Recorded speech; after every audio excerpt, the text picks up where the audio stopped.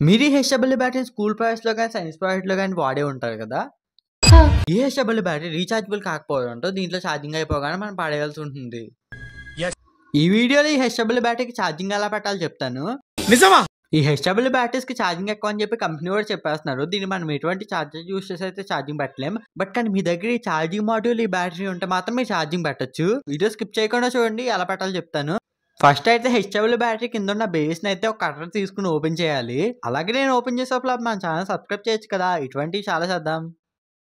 ఇంకా అలా ఓపెన్ చేసి కిందున్న ప్లాస్టిక్ షీట్‌ని రిమూవ్ చేశాక ఒక టెన్నిస్ స్కూల్ తీసుకొని హెచ్‌డబ్ల్యూ బ్యాటరీ పైన పెట్టి కొట్టండి. సో, అలా కొట్టడం వల్ల యూజ్ ఏంటంటే దీంట్లో ఉన్న మెటీరియల్ అంతా మనకు బయటకొచ్చేస్తుంది. మెటీరియల్ అంతా బయటకొచ్చేసి ఉత్తి ఎంప్టీ క్యాన్ మాత్రమే మిగులుతుంది. దీంట్లో మనం ఎలక్ట్రానికల్ కాంపోనెంట్స్‌ని ప్లేస్ చేయొచ్చు. ఇప్పుడు నేను ఒక ఛార్జింగ్ మాడ్యూల్ తీసుకుంటున్నా. దీని మీద బ్యాటరీ ప్లస్, బ్యాటరీ మైనస్ అనే ఇండికేషన్స్ అయితే ఉంటాయి. సో, అక్కడైతే మనం లిథియం బ్యాటరీని సాల్డింగ్ చేయాలి. సాల్డింగ్ చేశాక అవుట్‌పుట్ కోసం 2 వైర్స్ అయితే తీసుకుంటున్నా. అవుట్‌పుట్ కోసం తీసుకున్న వైర్స్‌ని హెచ్‌డబ్ల్యూ బ్యాటరీ పిన్‌కి అయితే కనెక్ట్ చేయాలి. ఇదైతే మన బ్యాటరీ ఓపెన్ చేసినప్పుడు బయటకొచ్చింది కదా! అదే ఇది. సో, దీనికైతే మనం చూసుకొని కనెక్ట్ చేసేయడమే. అలాగే ఈ వీడియోలో నేను యూజ్ చేసిన ఛార్జింగ్ మాడ్యూల్ అయితే మేఘా బజార్‌లో అవైలబుల్‌గా ఉంది.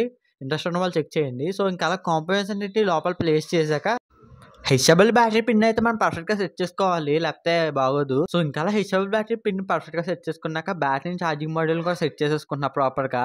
అలాగే లిథియం బ్యాటరీస్‌తో జాగ్రత్తగా ఉండండి. ఇవి కండిషన్‌లో లేకపోతే పేలిపోతాయి.